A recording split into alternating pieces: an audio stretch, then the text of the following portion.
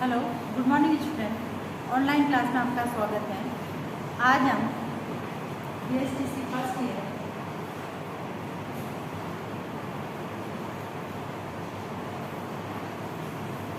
Subject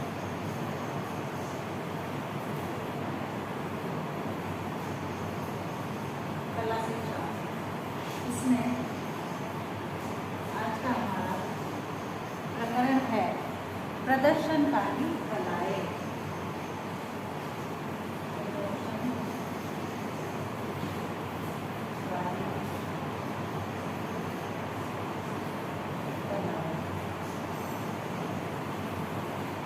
सबसे पहले प्रदर्शनकारी कलाओं का अर्थ।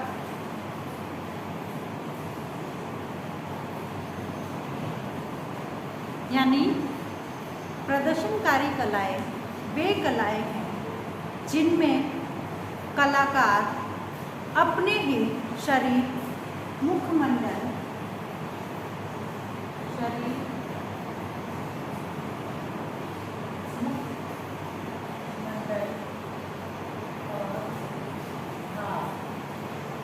शरीर, मुखमंडल, भाव भूमिमा आदि का प्रयोग करता है।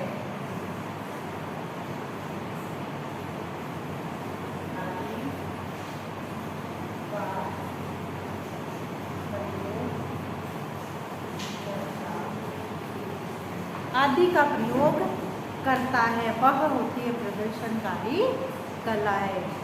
अब इसमें कलाकार नृत्य भी कर सकता है, नाटक भी कर सकता है, तो यानी कई प्रकार से अपनी कला को दूसरों के सामने प्रस्तुत कर सकता है, जिनमें गायन है, वादन है, नृत्य द्वारा प्रस्तुत किया जा सकता है। संगीत, लोकनाट्य,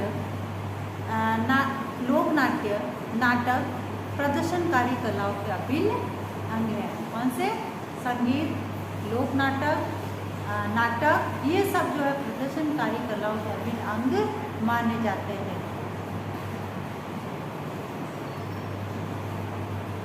अब जो है ये जो प्रदर्शनकारी कला है, इसके शिक्षण के क्या उद्देश्य है?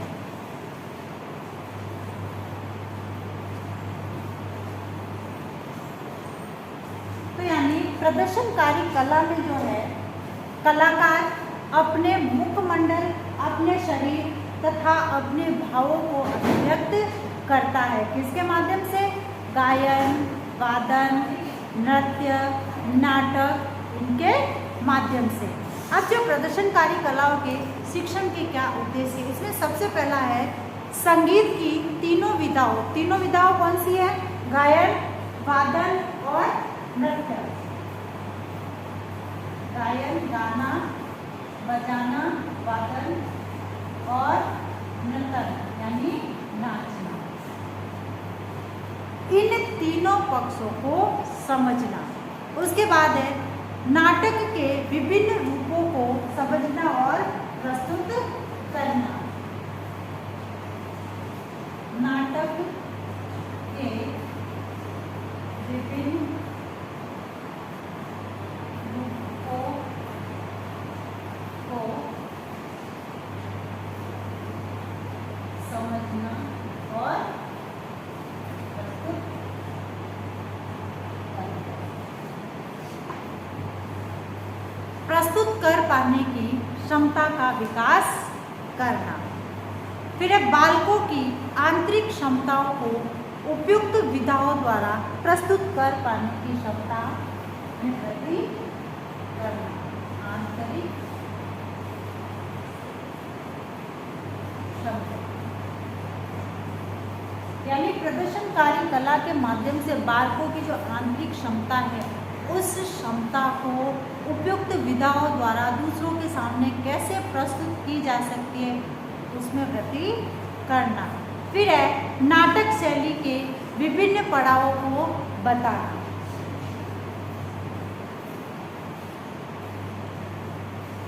विभिन्न पड़ावों को बताना। बताना व नाटक के विभिन्न पक्षों को सीखने सिखाने के सशक्त माध्यम के रूप में उसे समझना। तो यह प्रदर्शनकारी कलाएं कहलाती है। अब इसमें है संगीत परिचय।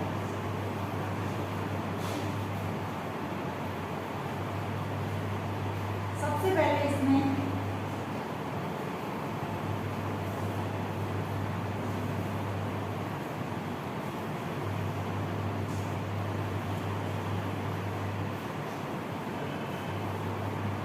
संगीत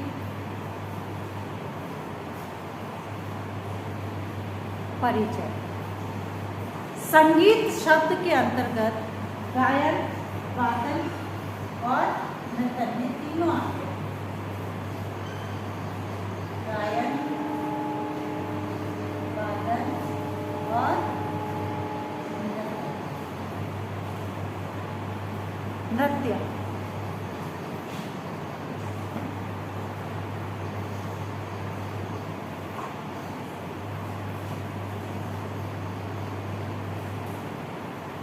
इन तीनों कलाओं का समावेश किया जाता है या होता है।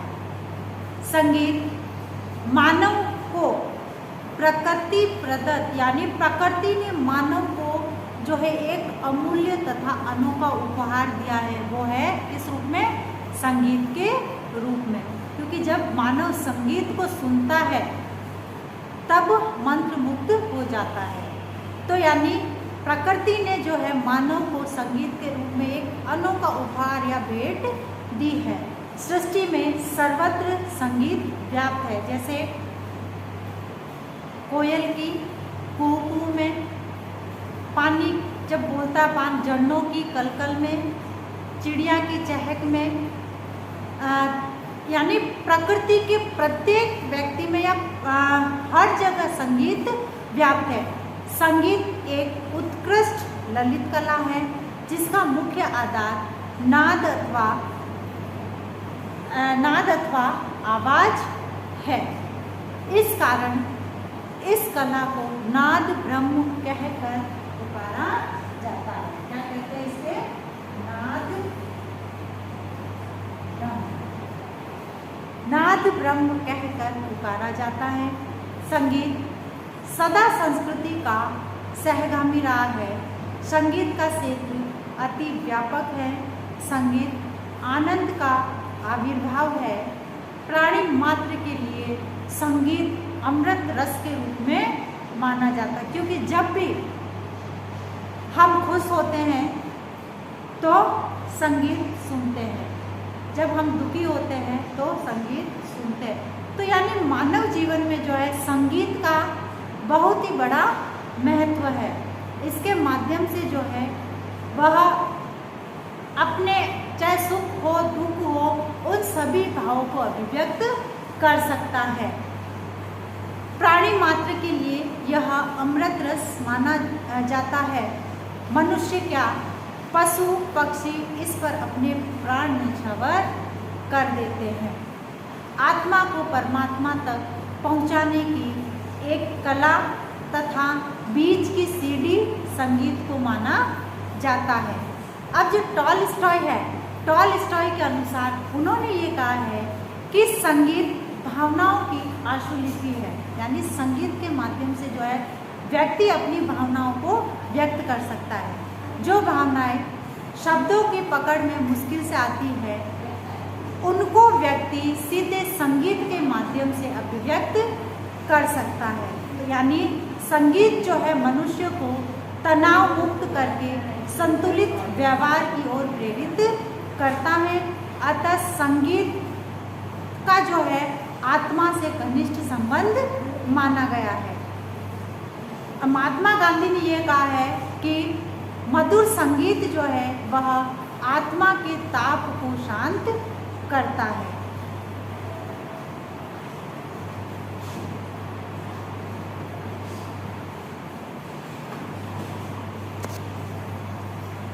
आज का आपका गृह कार्य है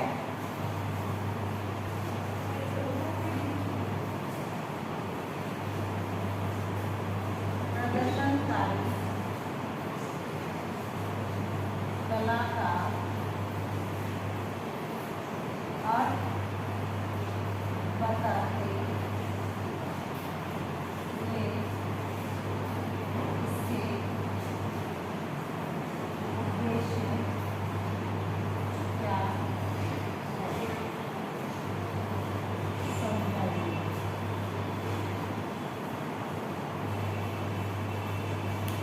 अब एक विशेष बात, जैसे कि हम सभी जानते हैं कि वर्तमान में कोरोना जैसी महामारी भयंकर रूप से फैल रही है, अतः इससे बचाव हेतु हमें कुछ उपाय करने हैं।